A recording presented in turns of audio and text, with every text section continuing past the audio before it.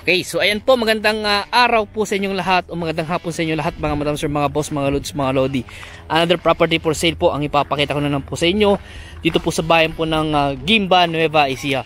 So ito na po yung property na ibinebenta, rice field po siya na mayroon pong sukat na 1.5 hectares. So dito po siya mag-start. Sa poste na ito, diretso po yan hanggang doon po sa may mga kakahuyan na yan, gaganoon na po siya. So yung pinakadulo po niya ay mayroon daw pong creek po doon ayon po sa source po namin. At ito po ay nakaalong irrigation road at meron po siyang irrigation canal na as a source of water po niya para pampatubig po sa kanilang palayan. So hanggang dito po yung kanyang boundary, dalawang bonus po siya. So ang presyo po niya is 3.3 million po ang kanyang presyo sa 1.5 hectare. So hanggang dun po sa may poste po na yon. So mga 60 more or less po yung kanyang frontage po. At ang maganda dito, itong 1.5 hectare na to, bas ilan yung inaani kaya niya? Sa 250 kaban. Sa 250 kaban daw po every cropping po. So pwede kayo mag third crop dito. Irrigation no? O irrigation po. At may outlet dyan sa itong part na to. Yung outlet niya. Ayan. Yan po nila pinapadaan yung tubig papunta po sa bukid nila. So hindi na po sila gumagamit ng mga makina o diesel po para patubigan yung kanilang palayan. So dito po yung boundary, diretso po yan hanggang doon po sa may mga kakahuyan na yon. At meron din pong isang puno ng acacia po doon. At dalawa yung source of water, yung kanyang creek, yung creek doon sa likod, at itong irrigation canal po niya. Ayan po. At ang maganda rin po ito, malapit lang po ito sa highway. 200 meters. Highway, nasa mga 200 meters po ang layo po niya. Kung nakikita niyo yung mga, yan po, dumadaan ng mga sakyan, motor, kotse, yan po. Yan na po yung highway po. So yan po ay Aliaga Guimba Road po. So sa Guimba po, sa town proper, mga 5 minutes. So baka wala pa no? Mga 2 kilometers, ayan po. Tapos sa Sisilex, siguro nasa mga mga 15 to 20 minutes sa Sisilex. Tapos sa Victoria naman, kung pwede mag-exit sa Victoria, mga 20 minutes po driving. Sa Maynila, mga dalawat kalahating oras po siguro ang biyahe. So ito po ay rice field. Ulitin ko po, ito po ay rice field. At ang maganda rin po dito ay irrigated po siya. May mga kabahayan na rin po dyan, kaya hindi po nakakatakot. Rough road nga lang po, pero kaya po kahit kotse, no? Maluwang. Sa mga 4 meters yung lapad. Nakapropose na for isisementohin. Meron din mga kabahayan dyan sa part na yan. So nasa 250 kaban daw po every cropping ang inaani po niya. Boss, reason ba't binibenta? Anong reason ba't kaya binibenta? Need ng fund. Need ng pera. Usually ganun talaga. Kasi yung tatay nila patay na.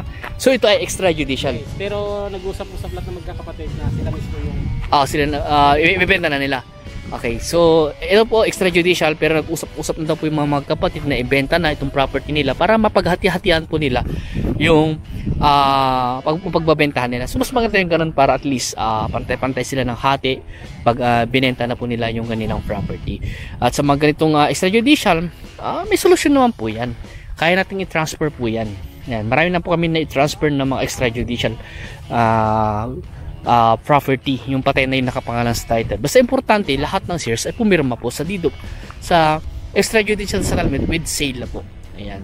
At kami po mag-aasikaso po nun. Kung gusto nyo pa-asikaso po namin sa amin yung transfer of title, ay asikasuhin po namin. Pero babayaran po natin yung professional fee ng isang kasama po namin na nag-aasikaso. Kasi kami po kasi yung isang kasama po namin, tinutulungan po namin siya sa ibang mga dokumento at siya po yung nagpapasok po sa registry of deeds, yung isang kasama po namin. So kami po nagpo-provide yung mga ibang mga dokumento na kailangan, yung mga tax declaration, tax clearance, certificate of non-improvement. Ayan po yung kung ano pa yung mga kailangan po na dapat kailangan para sa pagpapakompute ng PIR, sa pag-transfer ng title. Ayan po. And then pag-usapan nyo na rin din po ng mga seller regarding po doon sa obligasyon po ng bawat isa.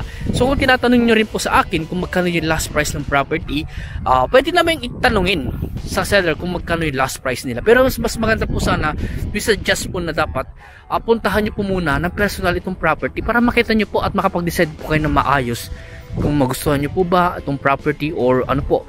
Basta kung sakaling nagustuhan nyo po at gusto nyo kausapin yung seller, pwede natin kausapin po sila. Kakausapin natin yung source po namin para mailapit po tayo dun sa seller at makausap nyo po upang mapag-usapan nyo po yung obligasyon po ng bawat isa, like sa sino magsa-shoulder ng capital gain tax, documentarista, transfer of title, deed of sale, relocation survey. So yun po yung mga step by step na kailangan po natin na dapat natin gawin. So unang-una, kung sakaling mabili nyo po ito at kung mas maganda po ang gawin natin, mag due diligence po muna tayo sa mga dokumento at kung meron po siyang certified true copy sa register of deeds, maganda po yun.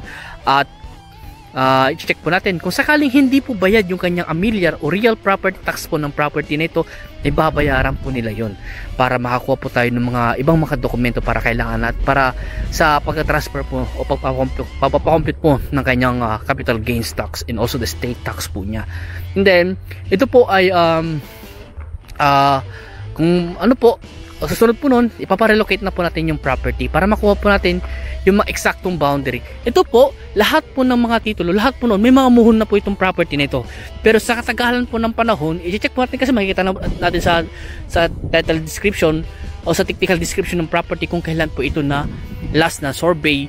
At makikita po natin doon. Kung matagal na po yung last na survey po nito, may possibility kasi yung mga dating muhon o yung mga muhon na nilagay po nila noon ay pwede pong may possible na natanggal or nailipat. May mga ganun po kasi. At meron din po siguro natabunan na sa tagal ng panahon din po. Kasi minsan yung mga sinusurvey po namin ng mga ibang property ay meron po kami mga nare-recover pa ng mga muhon. Ayan. So, ganun po. And then, pag okay po yung survey, okay yung mga dokumento, and then i-finalize na po natin kung kailan po yung full payment nyo. At kung meron po kayong terms na pwedeng pong sabihin sa seller, ay pwede po yung sabihin sa kanya. Kung pwede po siguro na after matransfer yung title at saka nyo yung fully paid, kung pwede kayong mag-down ng half, ay kausapin natin yung may-ari. Pero minsan kasi po nakadepende pa rin sa seller po yan kung papayag po siya. At yung installment, kung kagaya siguro ng installment ng 2 years ganun, baka hindi po siguro sila papayag. So, pero depende pa rin po yan sa usapan. So yun nga po, mas maganda po talaga i-view nyo muna yung property ng personal para makapag-decide po kayo ng maayos. Ayan. So, hanggang dito po muna. At maraming salamat po sa inyo lahat. And then, please, paki-follow nyo po ako sa aking Facebook, paki-subscribe nyo sa aking YouTube, at paki-hit yung notification bell para ma-update po kayo sa mga binablog po namin mga property. At baka sakaling ma-i-feature po namin o ma-video po namin yung property na gusto nyo po. Kontakin nyo lang po ako sa aking contact number. Andyan lang po sa screen. Pwede nyo akong tawagan sa Viber, sa WhatsApp, sa aking phone number. Itong phone number ko po naka-register po yan sa Viber, WhatsApp, at pwede nyo akong kontakin sa aking messenger po sa Facebook. So maraming salamat po. And God bless.